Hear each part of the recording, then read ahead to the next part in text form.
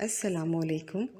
روزانہ سبق آموز کہانیاں اور واقعات سننے کے لیے چینل کو سبسکرائب کر لیں۔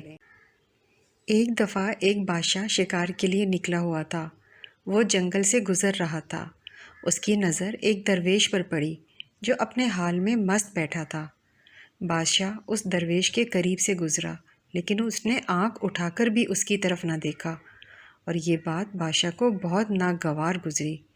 اس نے اپنے وزیر سے کہا، یہ بھیک منگے بھی بالکل جانوروں کی طرح ہوتے ہیں کہ انہیں معمولی ادب آداب کا بھی خیال نہیں ہوتا۔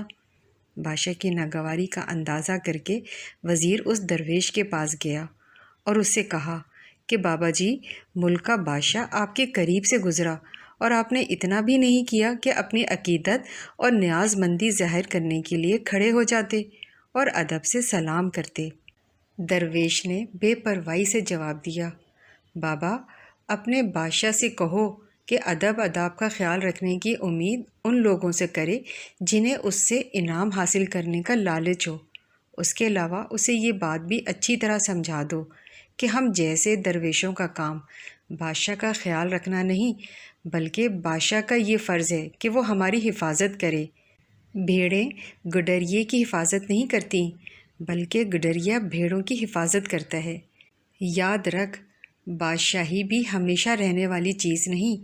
موت کے بعد بادشاہ اور فقیر برابر ہو جاتے ہیں۔ اگر تو قبر کھول کر دیکھے تو یہ بات معلوم نہ کر سکے گا کہ یہ شخص جس کی کھوپڑی کو مٹی نے کھا لیا ہے، زندگی میں کسی مرتبے اور شان کا مالک تھا۔ وزیر نے درویش کی یہ باتیں بادشاہ کو سنائیں تو اس نے ان سے نصیحت حاصل کی اور فقیر پر مہربان ہو کر اس سے کہا، اگر کسی چیز کی ضرورت ہو تو بیان کرو، تمہاری ہر حاجت پوری کی جائے گی۔ فقیر نے بے نیازی سے کہا، بس ایک خواہش ہے، اور وہ یہ کہ میرے پاس آنے کی تکلیف پھر کبھی نہ اٹھانا۔ بادشاہ نے کہا، اچھا، مجھے کوئی نصیحت فرمائیے۔ درویش بولا، میری نصیحت یہ ہے کہ اس زمانے میں جب تو تاج اور تخت کا مالک ہے، زیادہ سے زیادہ نیکیاں کر، تیرے عاقبت میں کام آئیں گی۔ یہ تاج اور تخت ہمیشہ تیرے پاس ہی نہیں رہے گا۔ جس طرح تجھ سے پہلے بادشاہ کے بعد تجھے ملا، اسی طرح تیرے بعد کسی اور کو مل جائے گا۔ نیکیاں کر لے اگر تو صاحب ثروت ہے آج، کل نہ جانے کس کے ہاتھ آئے تیرا یہ تخت و تاج۔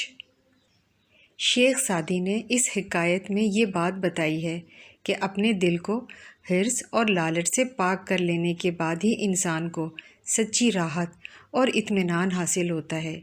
یہ مرتبہ حاصل ہو جائے تو خدا ایسی جرت بخش دیتا ہے کہ وہ لاؤ لشکر رکھنے والے بادشاہوں سے بھی خوف نہیں کھاتا۔ نیز یہ کہ مالدار شخص کے لیے سب سے زیادہ نفع کا سودا نیکیاں کرنا ہے۔ اخروی زندگی میں اس کے کام اس کا یہی سرمایہ آئے گا۔ جس مال پر دنیا میں غرور کرتا تھا، اس میں سے کفن کے سوا کچھ بھی اپنے ساتھ نہ لے جا سکے گا۔